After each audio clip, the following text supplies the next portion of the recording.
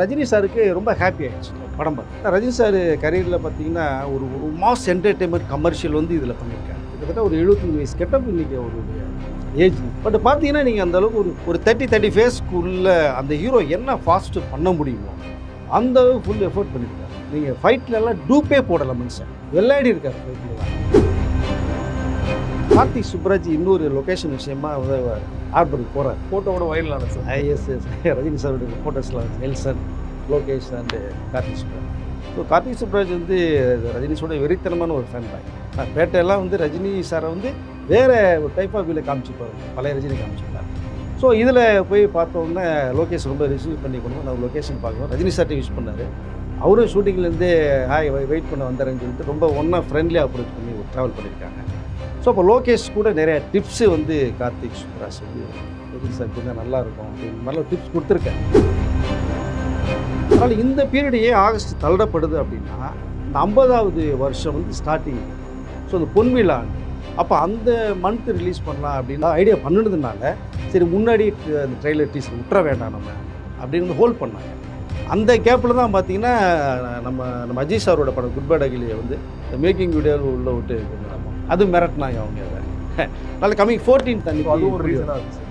ஆமாம் எஸ். ஏன்னா 2 பர்த்தனுடைய டீசரும் ஒன்றா விட்டோம்னா அது கொஞ்சம் வந்து இது இப்படி இருக்குது அப்படி இருக்குது இப்படி இருக்குமாங்க.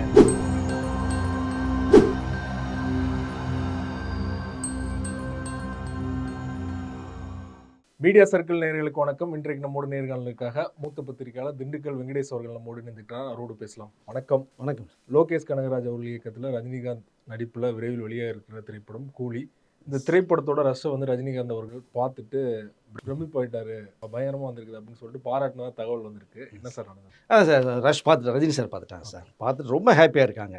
ஸோ லோகேஷ்ட வந்து ரொம்ப கட்டி பிடிச்சே வந்து அவருடைய முதுகத்திட்டே வாழ்த்துக்கள் சொல்லியிருக்காங்க. பட் லோகேஷ் என்ன ஒரு ரஜினி சார்ட்ட இன்டிமேஷன் கொடுத்துருக்காங்கன்னா, சார் இன்னும் உங்கள்கிட்ட நிறையா நான் வாங்காமல் விட்டுட்டேனே சார் அப்படின்னு சொல்லி லோகேஷ் சார் வந்து கொஞ்சம் ஃபீல் பண்ணியிருக்கார். வேறு இப்போ இதுவே நிறையா பண்ணியிருக்கு, நீ இதுக்கு மேலே என்ன பண்ண முடியும், இதுதான் நம்ம ஃபஸ்ட்டு லாஸ்ட்டு படமா, இனி அடுத்தது சந்திக்க மாட்டோமா நம்ம அப்படிங்கிற விஷயத்தையும் சொல்லி லோகேஷ்ட வந்து நல்லா பிரமாதமாக பண்ணியிருக்கப்பா நீ அப்படின்னு சொல்லலாம். ஸோ ரஜினி சாருக்கு ரொம்ப ஹாப்பி ஆகிடுச்சு படம் பார்த்து. ரஜினி சார் கரியரில் பார்த்தீங்கன்னா ஒரு ஒரு மாஸ் என்டர்டெயின்மெண்ட் கமர்ஷியல் வந்து இதில் பண்ணியிருக்காங்க. கிட்டத்தட்ட ஒரு 75 வயசு கெட்டப் இன்றைக்கி அவருடைய ஏஜ். பட் பார்த்தீங்கன்னா நீங்கள் அந்த அளவுக்கு ஒரு 30 ஃபேஸ்க்குள்ளே அந்த ஹீரோ என்ன ஃபாஸ்ட்டு பண்ண முடியுமோ அந்த ஃபுல் எஃபோர்ட் பண்ணியிருக்காரு. நீங்கள் ஃபைட்லலாம் டூப்பே போடலை, மனுஷன் விளையாடி இருக்கார் ஃபைட்லலாம்.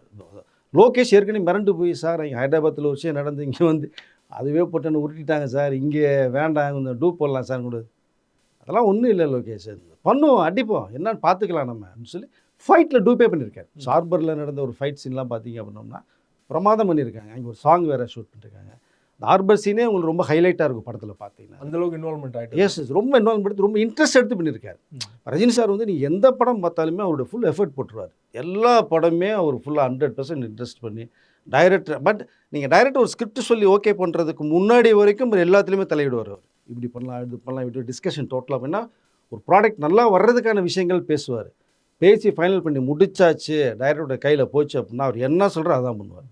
அன்னையிலேருந்து இன்ன வரைக்கும் அதான் அவருடைய அந்த ஃபாலோஅப்பில் இருக்குது. பட் இது ரொம்ப இன்ட்ரெஸ்டாக ரஜினி சார் வந்து ரொம்ப இந்த படம் ஓரளவு வந்து மிகப்பெரிய அளவில் பேசப்படும் அப்படிங்கிறத தெளிவாக சொல்லியிருக்காங்க. அவர் ரொம்ப ஹாப்பி.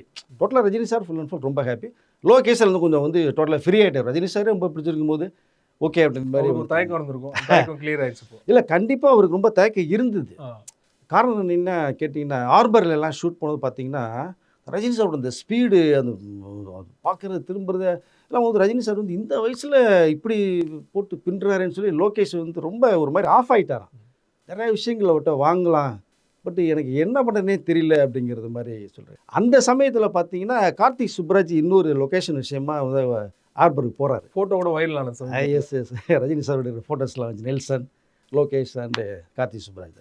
ஸோ கார்த்திக் சுப்ராஜ் வந்து ரஜினிஸோட வெறித்தனமான ஒரு ஃபேன் பாய். நான் பேட்டையெல்லாம் வந்து ரஜினி சாரை வந்து வேறு ஒரு டைப் ஆஃப் வியூவில் காமிச்சிருப்பார், உங்களுக்கு பழைய ரஜினி காமிச்சிருப்பார். ஸோ இதில் போய் பார்த்தோன்னே லோகேஷ் ரொம்ப ரிசீவ் பண்ணி பண்ணுவோம். நான் லொக்கேஷன் பார்க்கும்போது ரஜினி சார்ட்டை யூஸ் பண்ணார். அவரும் ஷூட்டிங்லேருந்தே ஹாய் வெயிட் பண்ண வந்தாரேன்னு சொல்லிட்டு ரொம்ப ஒன்றா ஃப்ரெண்ட்லியாக அப்ரோச் பண்ணி ஒரு ட்ராவல் பண்ணியிருக்காங்க.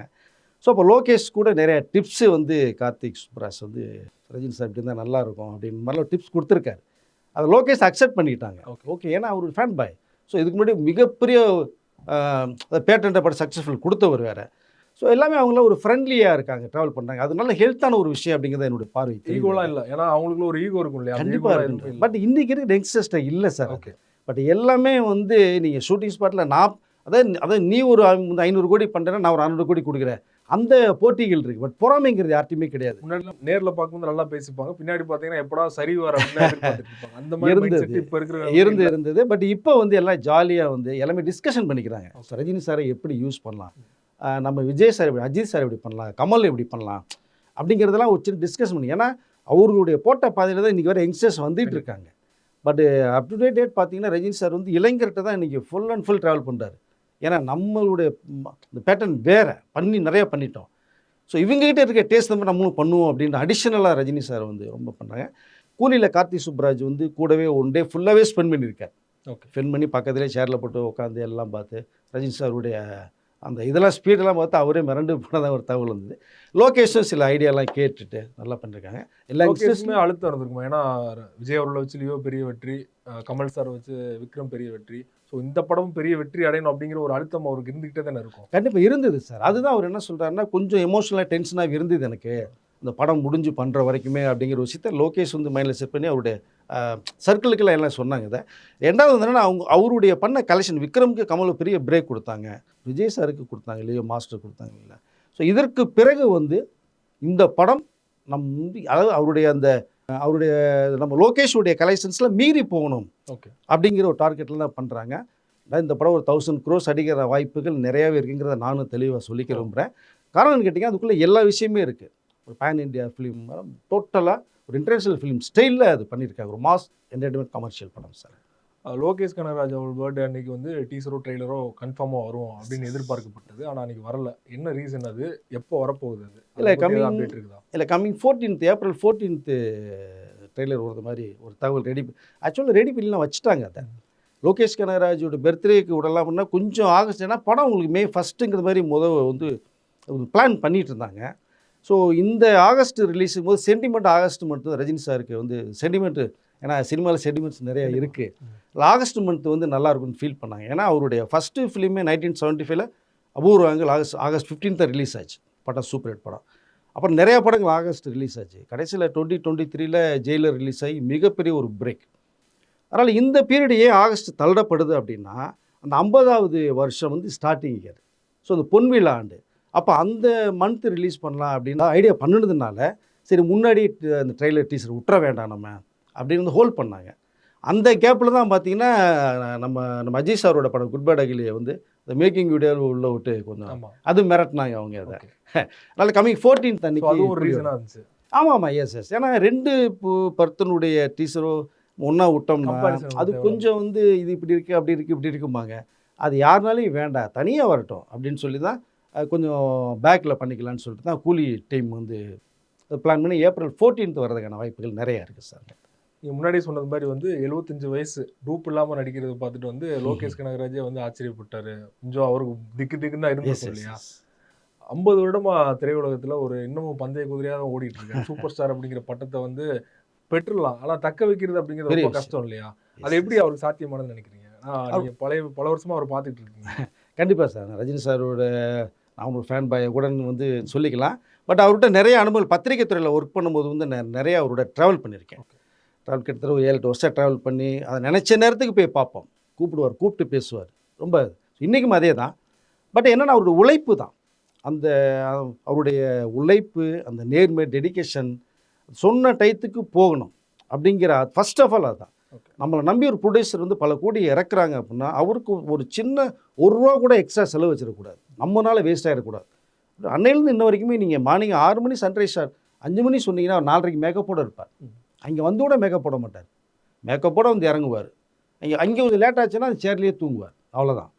ஸோ அந்த மாதிரி ஒரு டெடிஷன் தான் அவருடைய அந்த சூப்பர் ஸ்டார் பட்டம் இன்ன வரைக்கும் தக்க வச்சுட்டு இருக்கிறது காரணமே அவருடைய உண்மை உழைப்பு தான். அதை தான் நம்ம அழுத்தமாக சொல்ல வேண்டியது வரும் சார். குறிப்பாக அந்த அண்ணாமலை, அதுக்கப்புறம் அந்த பாஷா காலகட்டத்தில் வந்து நிறைய விஷயங்கள் நீங்கள் தொடர்ச்ச எக்ஸ்பீரியன்ஸை ஷேர் பண்ணிட்டு இருக்கீங்க இல்லையா? அதை பற்றி நம்மளோட நேயர்களுக்கும் சொன்னாங்க. கண்டிப்பாக சார். அது தளபதி படத்தில் ஒரு இன்சிடென்ட்டை நான் வந்து சொல்லலாம்னு நினைக்கிறேன். நம்ம பத்திரிகையில் ஒர்க் பண்ணும்போது ரிப்போர்ட்டர்ஸ் கலைவனத்தில் தான் ஃபங்க்ஷன் நடந்துச்சு. நாங்கள் போயிருந்தோம். பட்டு தளபதி ஒரு ஒரு 6 to 6:30 ஃபங்க்ஷன் ஸ்டார்ட் பண்ண மாதிரி ஒரு பிளான் பண்ணாங்க. ஸ்டேஜில் எல்லாமே வந்து உட்காந்துட்டாங்க. உட்காந்தாச்சு ரஜினி சார், ஜிவி, மணிரத்னம் எல்லாமே டோட்டலாக வந்து உட்காந்து வெயிட் பண்ணுறாங்க. ஏன்னா அங்கே ஹீரோ இளையராஜா தானே. அந்த ஆடியோ ரிலீஸ் அது இளையராஜா சார் வராமல் நம்ம ஆடியோ ரிலீஸ் பண்ண முடியாது, யாரும் பேசவும் முடியாது. ஏன்னா இளையராஜா இன்றைக்கி டாப் கொடி கட்டி பறக்கிறார், மனுஷன் டைமே எல்லாம் வேலை செஞ்சுட்ருக்காரு. ஸோ அந்த நேரத்தில் வந்து இளையராஜா சார் வரணும். ஈவினிங் ஃபங்க்ஷன் ஒரு 6 o'clockலாம் சொல்லிட்டாங்க. நாங்கள் 6:30க்கெலாம் எல்லாம் அசம்பிள் ஆகிடுச்சு. போய் உட்காந்து எல்லாம் உட்காந்து ஃபுல் க்ரௌடு. பட் ஆனால் என்னென்னா இளையராஜா சார் வந்து ஒரு 6:30 ஆச்சு, 7 ஆச்சு, வரவே இல்லை.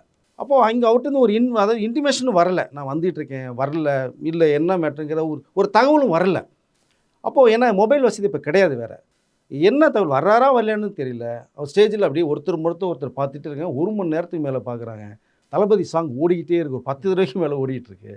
உட்காந்துருக்கலாம் நெளிகிறாங்க.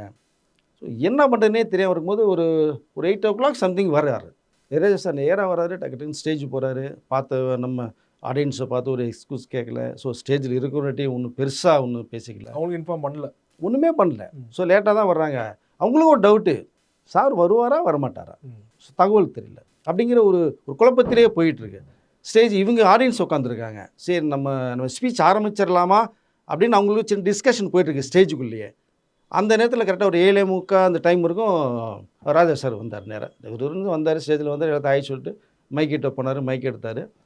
நான் ஒரு படத்துக்கு ஆர்ஆர் பண்ணிகிட்ருக்கேன், அதை விட்டுட்டு தான் நான் வரேன், நான் இப்போ உடனே போகணும் நான் இப்போ அப்படின்ட்டேன்.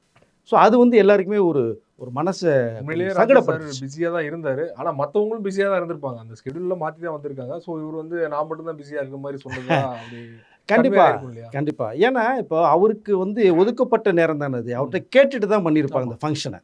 சார் இந்த மாதிரி ஆடியோ ரிலீஸ் பண்ணுறோம், உங்களோட டைம் என்ன இதுன்றத ஃபிக்ஸ் பண்ணிட்டு தான் பண்ணியிருப்பாங்க. இல்லை திடீர்னு காலையில் போட்டு நீ உடனே வாங்க சொன்னோம்னா வேணால் அது தவறுங்களா கிடையாது. ஸோ அதனால் இவர் வந்தது வந்து ஒரு சின்ன இது மாதிரி டைம் ஆகிடுச்சு, இந்த மாதிரி ப்ராப்ளம், இந்த மாதிரி ப்ராப்ளம், ஏதோ ஒரு ரீசனை வந்து சொல்லலாம். அவர் நீங்கள் என்ன சொல்கிறாரு, ரோடு சரியில்லை, நான் வரதுக்கு லேட் ஆச்சுன்ற மாதிரி ஒரு தகவலையும் சொல்கிறாரு. அதை மேபி ஏதோ ஒன்று, அவர் ஒரு 8 மணி தான் வந்தார். வந்தவர் கூட நான் உடனே வந்து ஆர்ஆர் விட்டுட்டு வந்துட்டேன், நான் உடனே ஆர்ஆர் பண்ண போகணும் அப்படின்னு சொல்கிறாரு. பேசிவிட்டு டக்குன்னு போயிட்டார். இது எல்லாருக்குமே ஒரு ஷாக்காக இருந்தது. ஏன்னா இது வந்து ரஜினி சார், ஜிவி, மணிரத்னம் எல்லாம் ஒரு கேங்கே இருக்கும்போது இப்போது வந்து அவங்களும் பிஸியான மேன்ஸ் எல்லா பேருமே. ஆமாம். இப்போ போகும்போது ஒரு தர்ம சங்கடமான ஒரு சூழ்நிலை தான் உருவாச்சு. படத்தை பற்றி லைட்டாக அப்படி அதை போகிற பக்கத்தில் தூவிட்டு போகிற விஷயங்கள் தான் பண்ணிட்டு போயிட்டார். மெயினாக அவர் வந்து நான் ஆர்ஆர் பண்ணிகிட்ருக்கேன், ஆர்ஆர் விட்டு இங்கே வந்துட்டேன், நான் திரும்பி ஆர்ஆர் போனால் இங்கே போய் பண்ணணுங்கிற விஷயத்த அது ஏதோ ஒரு படத்துக்கு தான் பேசுகிறாங்க. இந்த படத்துக்கு கொஞ்சம் மைல்டாக அப்படியே லேசாக தூவி விட்டு போயிட்டார் மேட்டர் தான். ஆடியன்ஸும் சரி, பத்திரிக்கை நம்ம ரிப்போர்ட்டும் சரி, எல்லா பேருக்குமே ஒரு நிலைவு, என்ன வந்தார் அவர் பாட்டு பார்த்துட்டு பேசாமல் போகிறாரு அப்படின்னு சொல்லி. அந்த சம்பவம் தான் கிட்டத்தட்ட எனக்கு தெரிஞ்ச வரைக்கும் மணிரத்னம் சாருக்கோ ரஜினி சாருக்கோ கொஞ்சம் மனசில் கொஞ்சம் கஷ்டத்தை உருவாக்கியிருக்கலாம் அப்படிங்கிற ஒரு விஷயம் வந்து போச்சு. அப்படியே கட் பண்ணிங்கன்னா டக்குன்னு வந்து 92 அண்ணாமலை படம் உருவாகுது. இப்போ அதுக்கு இளையராஜா மியூசிக் அப்படிங்கிற மாதிரி ஒரு டாபிக் போகும்போது அதில் பெருசாக யாரும் அது தலையிட விரும்பலை. தளபதி 91 வந்துச்சு. தளபதி 91 வந்துச்சு, அண்ணாமலை 92 வந்துச்சு. அப்போ பிளான் பண்ணும்போது டக்குன்னு யாரை பார்க்கல நம்ம கன்வீனியண்ட்டாக இருப்பாங்க பண்ணும்போது தேவா பேச்சு ஒன்று அடிப்படுது. அப்போ இப்போ தேவா வந்து நல்ல இந்த கானா சாங்கெல்லாம் போட்டு கலக்கிக்கிட்டு இருக்காரு. வர்றாரு. ஆமாம், மெலோடி சாங்லாம் போட்டு அது ஸ்டைலில் கலக்கிட்டு இருக்காரு. பரபரம் அவரும் பிஸியாக இருக்கார். அதாவது இளையராஜாவுக்கு ஈக்குவலாக தேவா தான் நீ பேசப்பட்ட விஷயம். தேனிசை தென்றல் தேவா அப்படின்னு தான் டைட்டிலே வந்துச்சு அவருக்கு. ஸோ இளையராஜா போக முடியாதவங்க இவர்கிட்ட வந்தாங்க. பார்த்தீங்கன்னா 2 பேர் பாடலும் கிட்ட ஒரே மாதிரி இருக்கும், டியூன்லாம் பார்த்தீங்கன்னா அந்த மாதிரி போட்டார்.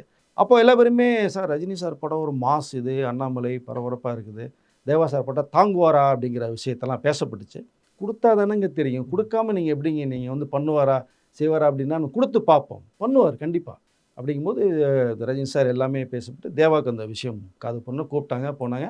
தேவா சார் எதிர்பார்க்கவே இல்லை, இப்போ இவ்வளோ பெரிய படம் ரஜினி சார் இது அப்படிங்கிறது. ஏன்னா இப்போ இளையராஜா கொடிக்கிட்டு போகிறாரு, அவங்களுடைய கேங்கில் தான் போய்கிட்டு இருக்கு. அதுக்கு மீறி தேவாட்ட வருது. தேவா ஒரு சேலஞ்ச் பண்ணி நான் பண்ணுறேன் சார்னு சொல்லி அடிச்சாரு பாருங்க. இன்ன வரைக்கும் அந்த சாங்கெல்லாம் என்ன சாங், ரஜினி சாருக்கு ரொம்ப பிடிச்ச சாங்கே அந்த அண்ணாமலையில் வரும் சாங் தான் இன்னமும் சொல்லுவார். அப்படியே ஃபீல் பண்ணும் போதெல்லாம் வரும்போது அந்த சாங் தான் கேட்பேன் நான். இந்த பெண்புறான்னு சொல்லி ஜெயஸ்தார் சார் இன்னமும் நான் தனிமையில் கேட்குற சாங் அப்படின்னு சொல்லி ரஜினி சார் ரொம்ப ரொம்ப பாராட்டினார். ஆர்ஆரும் சரி சாங்கும் சரி தேவா மிரட்டினார். சூப்பர் ஸ்டார் டைட்டில் கூட ரொம்ப வருஷமாக தேவா சாரோட மியூசிக் தான் வந்துட்டு. எஸ், அதுதான் போட்டது. நீங்கள் அண்ணாமலையில் பார்த்தீங்கன்னா அந்த பாண்ட் ஸ்டைலில், நாட் 7 ஸ்டைலில் அந்த ஒரு சூப்பர் ஸ்டார் போட்டு ஒரு மியூசிக் பண்ணி இன்ன வரைக்கும் அதுதான். இது இடையில வந்து சங்கர்லாம் மாற்ற ட்ரை பண்ணார். அந்த லோகோவை மாற்றி ஆர்ஆரை மாற்றி ட்ரை பண்ணார், டைட்டிலும் போட்டாங்க, எடுப்படல. ஓகே. அது என்ன டைட்டில் இந்த டைட்டில் போட்டாங்க. அது மனசுல பதிஞ்சிருச்சு ஆமாம் சார், ரிஜிஸ்டர்ட் இல்லை அது உங்களுக்கு. ஆடியன்ஸ்லேயும் ஃபேன்ஸ்லேயும் அந்த இது போட்டாலும் ஒரு எனர்ஜி வரும் உங்களுக்கு. அந்த தீ மியூசிக் கேட்ட உடனே சங்கர் மாத்துறாரு, இன்னொரு படம் மாற்றுறாங்க, இமான் கூட சம்திங் ஏதோ மாற்றினார்னு நினைக்கிறேன், அண்ணாத்திலே இதுலேயோ மாற்றினார் நினைக்கிறேன். அந்த டைட்டில் போனோம்னா எங்கே நம்ம சூப்பர் ஸ்டார் அந்த பான் டைட்டில் காணோம்னா ஆடியன்ஸ் பேசுகிறான். அப்போ அது வந்து மைண்டில் செட் ஆன விஷயம். பட் திரும்பி இன்ன வரைக்குமே சூப்பர் ஸ்டார் டைட்டில் அதுதான் உங்களுக்கு போகுது. அண்ணாமலை வந்து இப்படி தான் உருவாச்சு. இளையராஜா மிஸ் ஆகி தேவா உள்ளே வந்தாங்க. தேவா சொல்லி அடித்தது மாதிரி கலைக்கு சூப்பர் டூப்பர் ஹிட் ஆகினாங்க. அண்ணாமலைக்கு நிறைய பிரச்சனைகளை ரஜினி சார் செஞ்சுட்டாங்க. அது ஏன்னா அண்ணாடிஎம்கே ஆட்சி வந்தது, செல்வி ஜெயலலிதா மேடம் அவர்கள் வந்து சிஎம் ஆனாங்க. ரஜினி சாருக்கெல்லாம் நிறைய அரசியலுக்குள்ளே நிறைய இருந்துச்சு. சரி, அது இப்போ பேசணும், நூற்றில் பேசிக்கணும் நம்ம. இதற்கப்புறம் பார்த்தீங்கன்னா மணிரத்னமும் பார்க்குறாரு. என்னோட தளபதியில் பண்ணி இளையராஜா பண்ணாங்கும் போது அவருக்கு ஒரு சேஞ்சஸ் தேவைப்படுது. ஏன்னா அவர் ஆல்டர்னேட்டிவ் வேணும்னு ஃபீல் பண்ணுறாங்க. ஒருத்தரை வச்சே நம்ம பின்னாடி போனோம்னா இளையராஜாரும் முடியல. அவரும் 10 படம் 15 படம் ஆர்ஆர் பண்ணி மியூசிக் பண்ண எப்படி முடியும்? அதை வேறு மியூசிக் டேரக்டர் யாருமே இல்லாத ஒரு பீரியட் வேறு. எம்எஸ்வி சார்லாம் கலக்கிட்டு அவர் ஒதுங்கிட்டார். எல்லாமே ஒதுங்கியாச்சு. சங்கர் கணேஷ் ஒதுங்கிட்டாங்க. தேவா மட்டும் இருந்துட்டு இருக்காரு. அப்போ மேட்டர் புதுசாக 2-3 பேர் வர்றாங்க. பட் ஓகே அப்படிங்கும்போது ஆல்டர்னேட்டிவ் என்ன தேவைங்கும் போது தான் திலீப்பை தூக்குறாங்க. ஸோ திலீப்ன்றது கீபோர்ட் ஆர்டிஸ்ட். கோஇன்சிடென்ஸா 2 படத்துக்குமே ப்ரொடியூசர் வந்து பாலச்சந்தர் சார் தான். எஸ் எஸ் எஸ் அவருக்கான இதுல எந்த அதெல்லாம் ஒன்றும் இல்லை. டைரக்ஷன் டிபார்ட்மெண்ட்டில் தலையிடவே மாட்டாங்க. ஏன்னா டைரக்டர் தானே ஒரு பிரைன் யூஸ் பண்ணி ஸ்கிரிப்டை ஒரு பைக்கு இந்த சீன் எப்படி ஒன்றும், ஹீரோக்கு என்ன பண்ணணும், ரஜினி சாருக்கு என்ன மாஸ் கிரியேட் பண்ணணும் அப்படிங்கிற மைண்டில் செட் ஆகுது டைரக்டர் மட்டும்தான். ஸோ அதனால் கேபி வந்து அதில் ஒன்றும் பெருசாக தலையிட்டுக்கல. உங்கள் சாய்ஸ் எதோ நீங்கள் பண்ணிக்கங்க. நீங்கள் நான் என்ன ஃபஸ்ட் காப்பி என்ன நான் அமௌண்ட் கொடுக்கணும் கொடுத்து நான் பண்ணுவேன். படத்தை அவுட்புட் நல்லதானு கொடுத்தா போதும் அப்படிங்கிறது தான் கேபியோட ஸ்டைல். அப்போது மணிரத்னம் சாரும் யோசித்து பண்ணும்போது சரி ரோஜா படம் வந்து பண்ணிடலாம் அப்படின்ட்டு ஸ்கிரிப்ட் சொல்லும்போது கேபி அவங்களாம் ரொம்ப பிரமாதமாக இருக்குது, பண்ணலாம், இதுக்கு வந்து ஒரு புது மியூசிக் டேரக்டர் பண்ணலாம் போது இவ்வளோ வெயிட்டான ஒரு கதையை வச்சுட்டு புது மியூசிக் டேரக்டர் போட்டால் எப்படி வரும், இது வந்து ரொம்ப ஃபீலான விஷயங்கள் நிறையா இருக்கே அப்படின்னு சொல்லி பேசப்படும் போது இல்லை ஒருத்தர் இருக்கார் போடுவோம் அப்படின்ற மணிரத்னம் சொல்கிறாங்க. சரி வர சொல்லுங்க அப்படின்னா திலீப் ஒருத்தர் வர்றார், சின்ன பையனா வர்றாரு, கீபோர்டு ஆர்டிஸ்ட் வர்றாங்க. இவர் தான் சொல்கிறாங்க. பார்த்தா அந்த பட்டுமா தூண்டு இருக்கார் பார்த்துறதுக்கு. இவ்வளோ இது யார் திலீப் என்ன அப்படிங்கும்போது பேக்ரவுண்ட்லாம் இப்படி இப்படியே வருது செய்யுது. சரி கீபோர்டில் நீ விளையாடுற செய்கிற இது ஃபுல் தாங்க முடியுமா அப்படிங்கிற கொஸ்டின்லாம் நிறையா வைக்கப்படுது. கண்டிப்பாக திலீப் அவர்கிட்ட திலீப் நான் பண்ணிடுறேன் சார் அப்படின்றாங்க. ஓகே அப்படின்னு சொல்லி இந்த திலீப்ன்ற பேரில் உள்ளே வரும்போது இந்த பேர் மாற்றம் செய்யப்படுது. அப்போ பார்த்தீங்கன்னா ரோஜா படம் உருவாகுது. மணிரத்னம் ஸ்கிரிப்ட் சொல்லிட்டாங்க, வச்சாங்க. இதுவும் ஸோ எப்படி அண்ணாமலை தேவா ஒரு சேலஞ்ச் எடுத்து பண்ணாரோ அதே மத்தியில் திலீப் வந்து சேலஞ்ச் எடுக்கிறார். ஸோ இவ்வளோ பெரிய ஒரு ப்ராஜெக்டை கொடுத்துட்டீங்க, பெரிய டைரக்டர், பெரிய பேனர், ஒரு பெரிய மியூசிக் டைரக்டருடைய கீபோர்டு ஆர்டிஸ்ட்டு வரலான்னு வர்றாங்க. படம் உருவாகுது, சாங்கை போடுறாரு, பிக்குது சாங்கு. ஆர்ஆர் ரொம்ப ஃபீல் பண்ண வச்சார். அவர் தான் திலீப் என்கிற ஏஆர் ரகுமான்.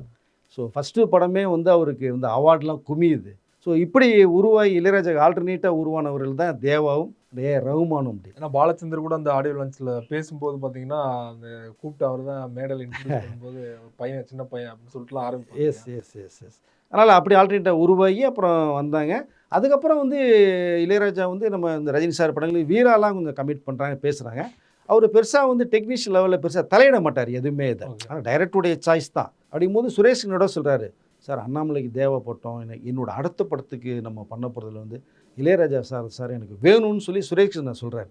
அப்போது இந்த ரஜினி சார் ஒன்றும் இல்லை, உங்கள் கதைக்கு எந்த மியூசிக் வேணுமோ நீங்கள் கண்டிப்பாக நீங்கள் பண்ணுங்க, அதுக்குள்ளே நான் தலையிட மாட்டேன் அப்படின்ட்டாரு. சாய்ஸ் வேணால் நம்ம இது வேணும்னா போடலாம் அப்படின்னு. ஆனால் ஒரு சக்ஸஸ்ஃபுல் காம்போ இல்லையா அண்ணாமலையில், அதை மீறி எதுக்கு சுரேஷ் சந்திரன் அவர் வந்து மறுபடியும் இளையராஜா போகணும்னு கேட்கல. இல்லை என்னென்னா அந்த ஸ்கிரிப்ட் அந்த மாதிரி அமைஞ்சுது. ஸோ அது ஒரு மைல்டாக ஒரு காமெடியோட லவ் சப்ஜெக்டோட ஒன்று போகும்போது இல்லை ஆர்ஆரில் கொஞ்சம் நிப்பாட்டுறதுக்கு. ஏன்னா நீங்கள் அண்ணாமலை எடுத்திங்கன்னா அது வந்து வேற ஜெனரல் ஒரு நல்ல நட்பை வச்சுக்கிட்டு ஒரு ட்ராவல் பண்ணி அந்த கண்டென்ட்டில் கொண்டு போனாங்க, ஃப்ரெண்ட்ஷிப் வச்சு கொண்டு போனாங்க.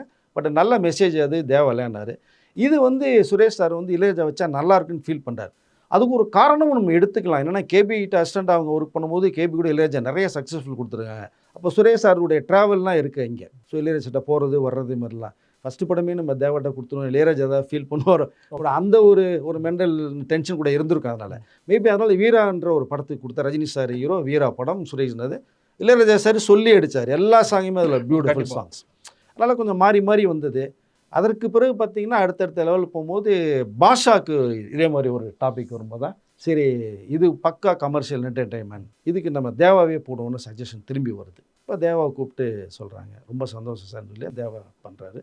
இன்ன வரைக்கும் பாபாவுடைய அந்த பிஜிஎம் தீம் மியூசிக்லாம் வந்து அடிச்சிக்க முடியாத அளவுக்கு மிரட்டினார். ரஜினி சாரே வந்து நிறையா விஷயங்களில் பேசியிருக்காரு. பாஷா படம் நான் பார்க்கும்போது அது நார்மலாக தெரிஞ்சுது. ஏன்னா படம் ஆரம்பிக்க ஒரு ஃப்ளாஷ்பேக், இந்த ஃப்ளாஷ்பேக்கில் ஒரு ஃப்ளாஷ்பேக் போகும், டோட்டல் கன்ஃபியூஸ் ஆகும் என்ன சொல்ல வருது அப்படின்றத. ரஜினி சாரே ரொம்ப சுரேஷ் டிஸ்கஸ் பண்ணியிருக்காங்க. இது இப்படி போகுது, கதை போகுது, ஃப்ளாஷ்பேக் போகுது, நார்மல் ஓகே, நீ ஃப்ளாஷ்பேக்கில் ஒரு ஃப்ளாஷ்பேக் சொல்லிட்டு இருக்கியப்பா, கொஞ்சம் கன்ஃபியூஸ், எனக்கே கன்ஃபியூஸ் ஆகுது, ஆடியன்ஸுக்கு புரியுமா அப்படின்றாரு. இல்லை சார் நான் ஷார்ட்டாக கட் பண்ணி போட்டிருக்கேன், கண்டிப்பாக நான் புரிய அளவுக்கு பண்ணிடுறேன் சார் அப்படின்னு சுரேஷ் சார் ஒரு தெம்பா கொடுக்குறாங்க. அப்புறம் தேவாகிட்ட மியூசிக் வரும்போது தேவா பார்த்துட்டு பிரமாதமாக இருக்குது சார் அப்படின்னு சொல்லி ஆர்ஆர் போட்டு காமிக்கிறேன்னு போட்டு காமிச்சப்பறம் ரஜினி சார் பார்த்தோன்னே மிரண்டு போகிறார். ரஜினி சாரே மிரண்டு போகிறார். இந்த படத்தை தூக்கி நிப்பாண்டே தேவா அப்படிங்கிறார். ரஜினி சாருடைய ஃப்ரேம் பை ஃப்ரேம் அவருடைய ஸ்டைல் மேனேஜ்மெண்ட்லாம் பார்த்தீங்கன்னா அதை வந்து அடிச்சிக்கவே முடியாது. அப்படி இருந்துமே இன்னொரு கலைஞனை ரஜினி சார் பாராட்டுறாருன்னா அந்த தொழில்நுட்பத்தில் என்ன பண்ணுறாருங்கிறத வந்து அடுத்தவங்களை தூக்கி ஒரு ரஜினி சார் வந்து அவர் விட்ட ஆளே இல்லைன்னு தான் நம்ம சொல்ல முடியும். அப்படி பண்ண படம் தான் பாஷா அது. ஸோ அதுலேயும் வந்து ப்ரூவ் பண்ணாங்க. அதற்கு அடுத்த டைப் அப்படியே வரும்போது மற்ற அடுத்தடுத்து இந்த காம்பினேஷன் தொடருதா? ஆமாம் தொடருது. அப்புறம் புது மியூசிக் டைரக்டர் வரும்போது அவங்களுக்கு ஒரு வாய்ப்பு, இமானுக்குலாம் ஒரு வாய்ப்பு போகுது. அப்புறம் அப்படியே பார்த்தீங்கன்னா நம்ம அனிருத் வந்து குழந்தைய தூக்கி விளையாடிட்டு இருந்த அனிருத் ஒரு மியூசிக் டைரக்டராக மாறுறாரு. ஃபஸ்ட்டு படத்தில் 3ல் அவர் கலக்கினார்.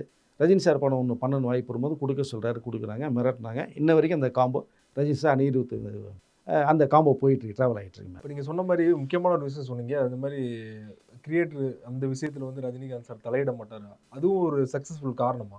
கண்டிப்பாக.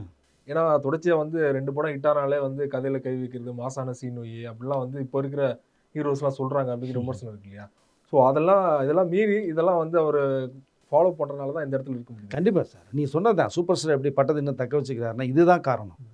அவர் என்ன பண்ணுறாருன்னா அந்த கதை கேட்கும் போது ஃபுல்லாக கேட்பார், அதுக்குள்ளே என்ன சீன் வைக்கலான்னு கேட்பார், ஆர்டிஸ்ட் இந்த கேரக்டர் யாரை போடலாம், இந்த கேரக்டர் யாரை போடலாம்லாம் கேட்பார். கேட்டு முடிக்கிற வரைக்கும் சின்ன சஜஷன், ஏன்னா ஒரு ஹீரோ பண்ணி தான் சார் ஆகணும் அது முன்னாடி. அப்போ தான் நம்ம வந்து அவுட்புட் நல்லா கொடுக்க முடியும் நம்ம அதை. ஸோ எம்ஜிஆர் ஃபார்முலா அது. நீங்கள் இதுக்குள்ளே ஒரு சின்ன எம்ஜிஆர் கிட்ட போயிட்டு நான் வெளில வந்துடுறேன், உடனே வர்றேன். இப்போ எம்ஜிஆர் அவர்கள் வந்து உலக படம் பண்ணும்போது அதோடைய எம்ஜிஆருடைய லட்சிய படமாக அவர் வந்து எடுக்கிறார். ஸோ மிகுந்த புரட்சி அளவில் ஃபாரினில் ஃபுல்லாக எடுக்கிறாரு. ஜப்பானில் எக்ஸ்போ 70 த ஃபஸ்ட் டைம் வந்து நம்ம தமிழ் இண்டஸ்ட்ரிக்கு வர்றது, எக்ஸ்போ 70 ஷூட் பண்ணுறாரு. கடைசி கிளைமேக்ஸ் அதுதான், உங்களுக்கு 20 மினிட்ஸ் ஓடும் படத்தில். அதில் வந்து வில்லனை யாராக பண்ணலாம் அப்படிங்கும்போது எம்ஜிஆருடைய நாட்டில் வந்து எஸ்சி அசோனை ஃபிக்ஸ் பண்ணுறாரு. இப்போ நம்பியாருக்கு ஒரு தகவல் போகுது, நம்பியார் இல்லாத ஒரு படமா எம்ஜிஆர்கிட்ட அப்படின்னு கேள்வி போகுது. நம்பியார் படத்தில் கிடையாது. அப்போ நம்பியார் வந்து என்னையா உன்னை விட்டுட்டு சின்னவர் போயிட்டாரு அப்படின்றாங்க. அது எப்படி போவார், நான் பார்த்துக்கிறேன்னு சொல்லி நம்பியார் எம்ஜிஆர் உங்களுக்கு ஃபோனு, ஐயா நீங்கள் என்ன விட்டு போயிட்டீங்க, ஊருக்குள்ளே நிறைய பேர் கேட்டுட்ருக்காங்க, நான் இருந்தே ஆகணுன்றாரு. அப்போ எம்ஜிஆர் விளக்கம் கொடுக்குறாரு, உனக்குன்னு ஒரு கேரக்டர் ரோல் இருக்குது, அந்த ரோல் பண்ணால் தான் உன்னோட அவுட்புட் நான் வாங்க முடியும்.